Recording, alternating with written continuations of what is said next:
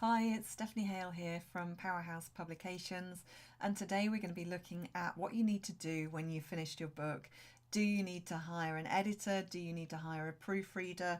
And what's essential and what is not before you publish your book? Do you need them? Why you need them? What's the difference between an editor and a proofreader? How do you hire them? What are you asking for or looking for? And what can you expect if you hire an editor or a proofreader when they work on your manuscript? So, do you need to hire a professional? Often I'm asked, can I get my PA to do it? Or maybe my wife or my husband can do it for me, or my mum or my dad. I'd say unless they've worked in publishing for many years, it's probably not a good idea because the criteria are very different. People who are trained as editors and proofreaders usually have absolute hawk eyes, meticulous, and they spot things that most normal people wouldn't spot. I say most average people, not normal people. Quick quiz here. These are clues that will let you know you definitely need to hire a proofreader. Editors are a different matter. We'll go on to that in a moment, but for the time being, proofreading. Here's the quiz then. Just seven. It's very quick, just 7 questions. Number 1, I practiced with a C or I practiced with an S. Which one of those is correct? Number 2, my mum with an uppercase letter on the mum or my mum with a lowercase on the M for the mum. So that's number 2. Number 3, the cat lost its ball with an apostrophe or the cat lost its ball without an apostrophe. Number 4, it affected me or it affected me with an E. Number 5, he was well behaved with a hyphen or he was well behaved without the hyphen. Number 6, 1960s with an apostrophe or 1960s without. And finally, you're right without the apostrophe and you're right with an apostrophe and an E on there. So 7 questions. The correct answers are on the right hand side. The first part is the incorrect answers. So that should give you an indication if you got any of those wrong, even one, that you do need a proofreader. I have people proofread my books, often have it proofread twice because there are still errors in there.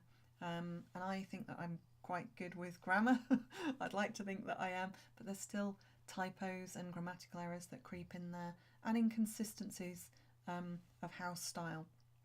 So editing or proofreading, which do you choose and what is the difference? So we're going to look now at what the difference is between an editor and a proofreader. So to give you an analogy, if you like, if you think of a garden and in it you have somebody who goes around picking out the weeds to tidy up all the weeds. That's your proofreader. It's somebody who's making everything perfect and they're spotting all the things that they need to remove. In other words, correcting the errors and the typos. They're going around the garden removing those. Now the editor is the person who takes a broad overview of the garden and says, we'll have the vegetable patch over there, we'll have the greenhouse over there, and over there we'll have the rose garden. They're improving the flow and the structure and they take an overview. So if you are hiring an editor because you want your sentences to flow smoothly, you hire the editor first and then you hire a proofreader afterwards, because often when you edit a book they insert accidental errors or typos into the manuscript which then need picking up afterwards. So it's much better to hire the editor first and the proofreader afterwards. It can work out very, very expensive to hire an editor if you've got a very long book, say 100,000 words or more. So often people will opt for a proofreader only if they don't have the budget for that. Here's an example of what would happen if you were to send the same sentence to a proofreader or to an editor. So he said he wasn't keen on cats and preferred dogs, and it comes back tidied up with the typos and the errors removed. It's essentially exactly the same sentence, but it's just had the typos and errors removed from that. Now, the exact same sentence sent to an editor who's looking at the structure and the flow and making things sound much smoother and flow smoothly, they might change it altogether and say, he said, I'm not keen on cats, I prefer dogs. So they've introduced dialogue into the manuscript. Or they might vary it and say, he wasn't keen on cats, he preferred dogs. Now, they can include various other variations of that, but they're using their initiative. They have much more scope to change your words. So if you're uncertain about the flow of your narrative, then you may be quite pleased to have an editor work on it. But if you're quite particular about how things sound and you're quite happy with how things sound already, you're not going to necessarily want an editor going in there altering all your lovely sentences that you've written. Often I find that if you're somebody who's for whom English is not your first language and you're not particularly confident with English, then an editor is a good person to work on your manuscript. Similarly, if you're somebody with dyslexia, then again it works quite well to have an editor work on your manuscript before a proofreader checks over it. So hiring, how do you hire somebody? There's plenty of places on the internet where you can hire proofreaders and editors. So the first decision you need to make is your book for a global market with American spelling, or is it aimed at the UK market? Is it UK grammar and spelling? You need to look at their experience and background. Are they somebody who has worked in publishing for a long time?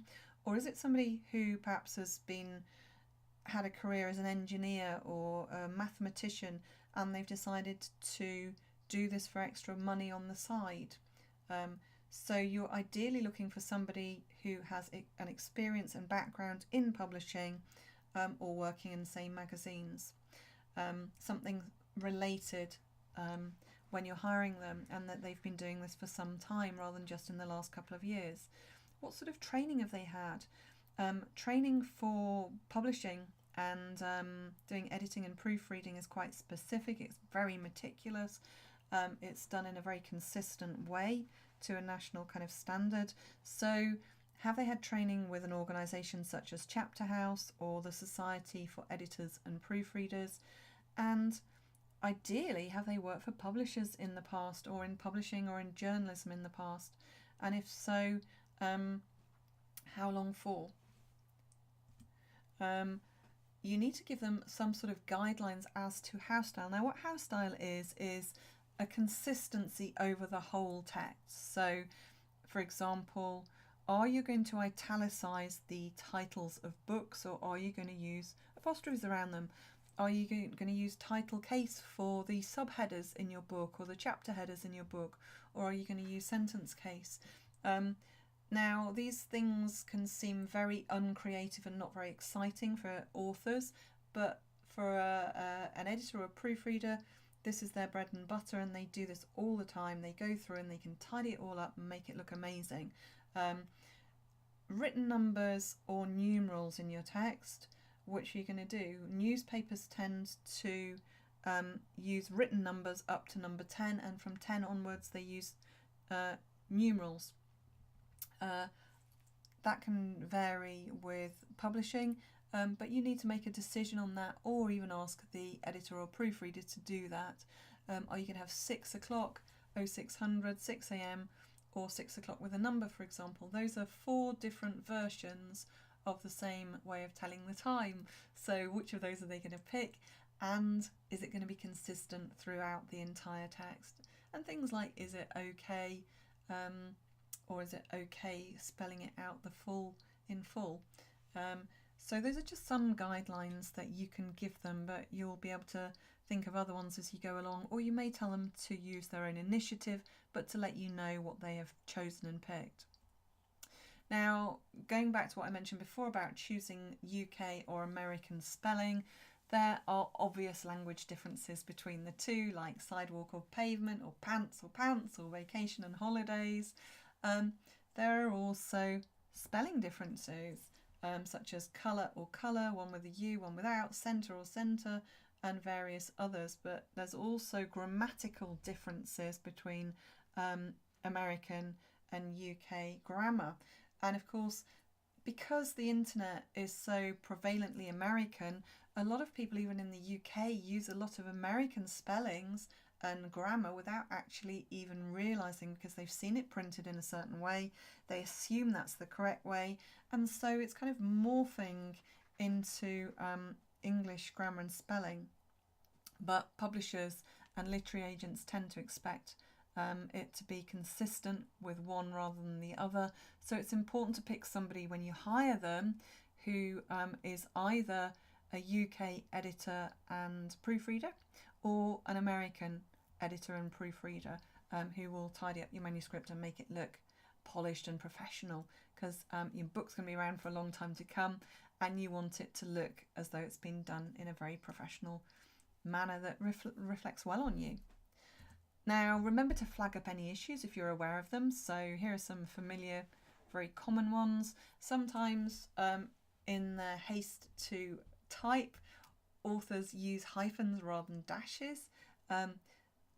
Another thing is that when you're shifting, say, from your laptop moving onto a PC on your desk, sometimes the quote marks look different on one than the other. So they may be straight quotation marks on one computer and curly on your laptop. So those need tidying up. And sometimes you might forget whether you use single or double quote marks on words, and they just need to be made consistent throughout the text. These are things that are fine to ask your proofreader to pick up as they go through and to tidy up. But you do need to be quite realistic about the number of errors that can be removed. I'm often asked, can I remove all errors? Or people come back to me and say, oh gosh, I've found this error on page 76. Now, here are the guidelines from the Society for Editors and Proofreaders. 90% of typos are removed by proofreaders when they go over a work. That's misspellings and errors. That means 10% of misspellings and errors are left in a book with one sweep over of your book. 75% of editorial errors when an editor goes over your work, so for example wrong verb tenses, vocabulary mistakes, factual errors or foreign spellings, 75% are removed, but that means 25% are still left in. And you might say, well gosh, how many times do I need to have people go over my manuscript to make it absolutely perfect and make sure that it's actually removed? Now, there's even Bibles that are printed that still have errors in them, and sometimes I've had books that have been gone over with proofreaders 4 or 5 times, and we still find the occasional error in there. So context changes everything. You have to think about this. So for a professional writer, a realistic expectation might be that you miss 1 error per 1,000 words. But if, for example, you're a non-professional writer, it might be that there's actually more errors that are missed, but they usually tend to be very small ones that are missed. So it's a matter of diminishing returns, if you like, for every time that the proofreader goes over the book and removes errors from it. So what is it their job to do? It's not their job to delete extra spaces between words. These are misconceptions. You do get absolute gems of proofreaders and editors who will do these things, but it's actually technically not their job. It's not in their job description. It's not their job to align paragraphs or bullets that are in your work, and it is not their job to flag up legal issues, for example, if you're breaching copyright and using quotes that you shouldn't be using without permission, or if you're libeling anyone. It's not their job to flag that up. That's actually a libel lawyer's job, or a media lawyer's job. If you've got any doubts about that, then you can hire a lawyer for half an hour or 15 minutes to go over those sort of issues. But as I say, you do get editors and proofreaders who will do some of these things. You can ask them before you hire them, will they actually look out for certain issues? And generally speaking, they're quite amenable in helping you. But this just gives you some idea of what your expectations can be and are likely to be when you actually hire somebody. So we do have editors and proofreaders available at oxfordwriters.com if you're looking to hire anyone, do get in touch and we'll be very happy to help you create a polished and professional looking manuscript. Hopefully that's answered a lot of your questions about editing and proofreading and explain the differences between the two and which one you're most likely to need. See you on the next video.